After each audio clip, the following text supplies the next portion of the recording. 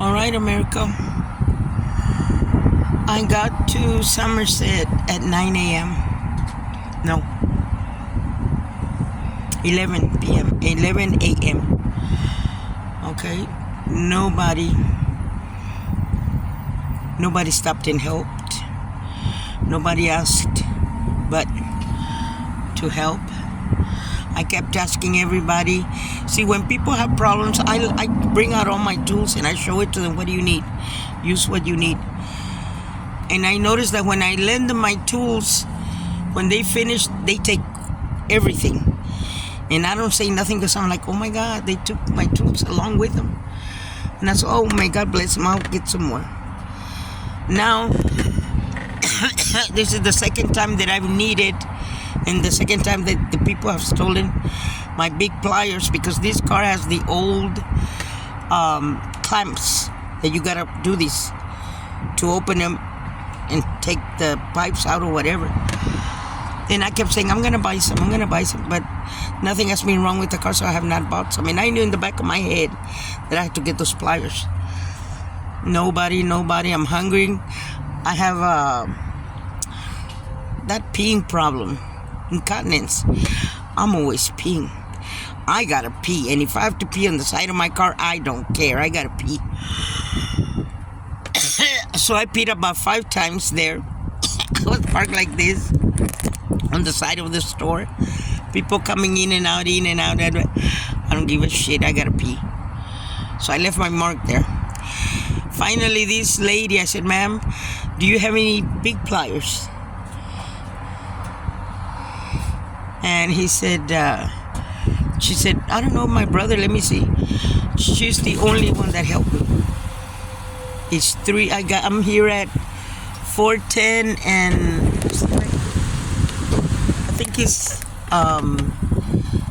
35, and this is, there it is, 35, and over here is Fisher Road. I made it out here by the grace of God, because the upper hose, that's where all the steam was coming from. But I felt the hose, I looked at it, I saw a bulge, but nothing. I'm thinking since this, the upper hose has not been changed since the car was made, it's already loose. And somehow it found a little, the steam came out through there. Because I was saying, God, I hope it's not the radiator. I check with my finger very gently, or if cracks, anything, no. So, from Somerset to Fisher Road here is about 10 miles. But I gotta stop because I thought I kind of smelled hot water. I mean the antifreeze. So I'm gonna be resting here for at least an hour or 2. I just might as well go inside and eat. I want some crispy tacos. But the way things going, I better eat whatever I got in here. So my lovelies, and I was just driving over here and I was thanking God how good He is to me, how He lets me get away with a lot of stuff,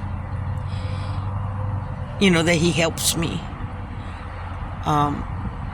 So now the lady that put the hose in, she pushed it all the way in and put the clamp, instead of being right there at the edge, pushed it back.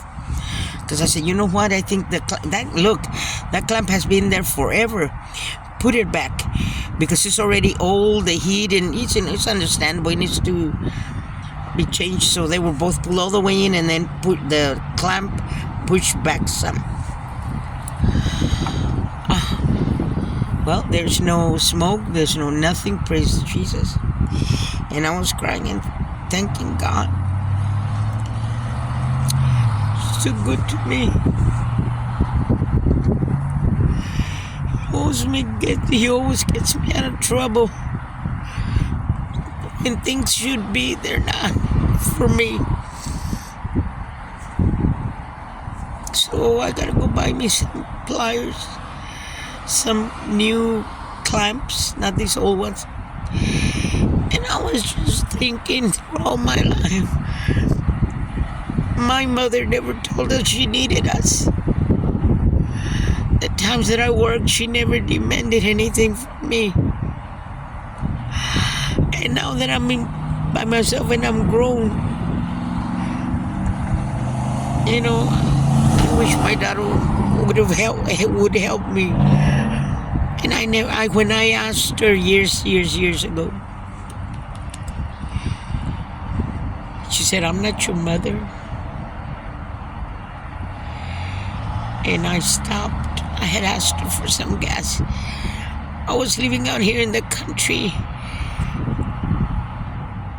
Something had happened, that things were going bad.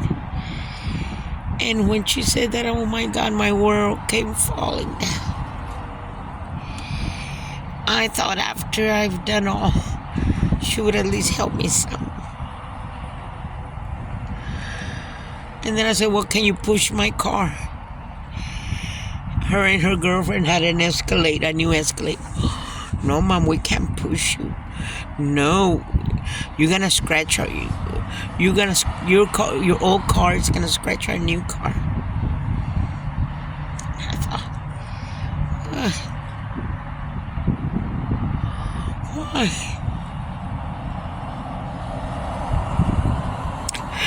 You don't do that to your parents. Then 8 years ago that I had this, I was in a coma. I had left the ranch and I was living with my sister-in-law. I'm always cold and I needed some humidifier and some winter clothes because I had left everything in the ranch. I said, Crystal, I need this and that. I'm not your mother. You should have worked. I hope God gives her karma bad. So I did all I could for them. And now that I'm here and God keeps blessing me and over blessing me, I'm thinking, why did my mother say, you need to put money in the house? Give me so much money a month or a week. Every time you get paid, take me out to eat something. I didn't know. I thought she's my mother. That was her job. And it never dawned on me to help her. Until I got older and I had my child, 17 years old. No, when my son was 15, I started out of my heart giving my mother tons and tons of flowers, buying her pearls, buying her gold, taking her out to eat, giving her money. It came from my heart because I knew she wasn't living the way I was. And when she went in my house, she liked something, take it, back up the truck, take whatever you need. You're my mother. I just wish parents would tell their kids their needs and to make them responsible. Bring money in the home. It is your duty to help us out because it is. The parents have done everything for us. Now they should instill in us to give to them. But no, none of them never told me. I didn't know. Count your blessings, people. Do good, do right. Never think you're better than nobody else because we're all in the same boat. Because God sees all and watches all and hears all. Do right so when your time comes, your time of need comes, the good Lord will give mercy on you. Be wise, be safe, be healthy.